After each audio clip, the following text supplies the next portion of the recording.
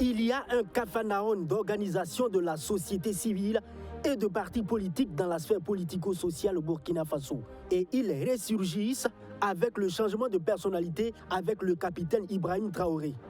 Ce changement sonne comme une alerte pour ces OSC et personnalités politiques pour se rapprocher des jeunes officiers militaires aux affaires publiques.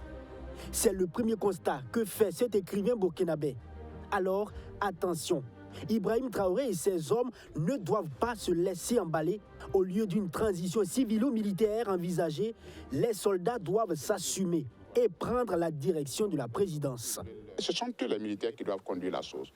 Pourquoi? Parce que ce sont eux qui ont fait leur coup d'État. On ne gère pas le pouvoir par procuration. C'est-à-dire qu'ils doivent savoir où ils veulent aller. Voilà. S'ils ne savaient pas où ils voulaient aller, ils n'avaient pas à faire un coup d'État. Voilà. Ce sont eux qui ont estimé que la gestion est chaotique. Ils ont décidé de faire leur coup d'État. Ça veut dire qu'ils doivent savoir où ils veulent aller. Maintenant, militaro-civils, parce que les militaires seuls ne peuvent pas faire le travail. Ils ont forcément besoin des civils pour les accompagner à certains niveaux. Mieux, les assises nationales qui doivent se tenir afin de choisir le président du Faso n'a pas lieu d'être. Je ne vois pas à quoi ces assises-là peuvent servir. Parce qu'ici, nous sommes dans une situation exceptionnelle. Des gens ont fait leur coup d'État. Ce n'est pas la première fois qu'un coup d'État se passe au Burkina Faso. À partir du moment où vous faites votre coup d'État, vous donnez votre ligne politique. Et c'est là que cet ancien diplomate va à contre-courant. L'option civilo-militaire, si est le mieux pour lui. Les militaires s'imaginent que parce qu'ils ont l'uniforme et l'arme, ils sont au-dessus de presque tout le monde. Alors qu'ils sont très influençables par leur épouse ou époux. Il y a des civils honnêtes, comme il y a des militaires malhonnêtes. Il y a des civils honnêtes. Il y a des civils intègres qui ne demandent rien et qui ne s'attendent à rien.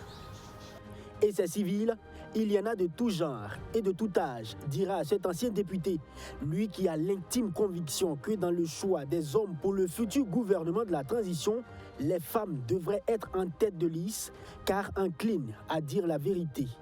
Ce n'est pas une tâche facile. Le plus facile, c'était de faire le coup d'État. C'était ça le plus facile.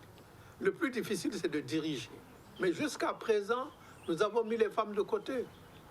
Elles ne sont que des ménagères.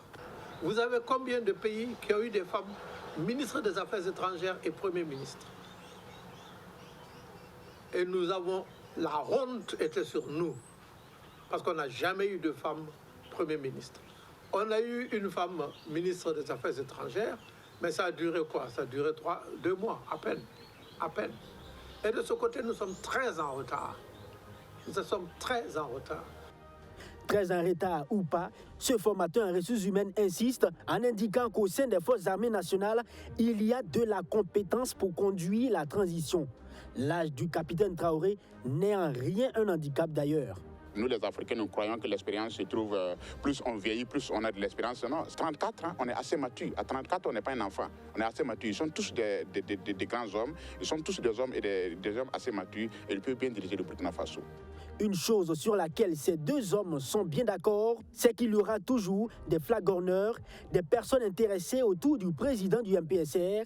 Alors le capitaine Ibrahim Traoré doit faire une introspection profonde, écouter aussi bien les militaires, les jeunes, les coutumiers et tous ceux qui critiquent ce énième coup d'État pour en sortir des décisions objectives pouvant être utilisées pour redresser le Burkina Faso déjà à genoux.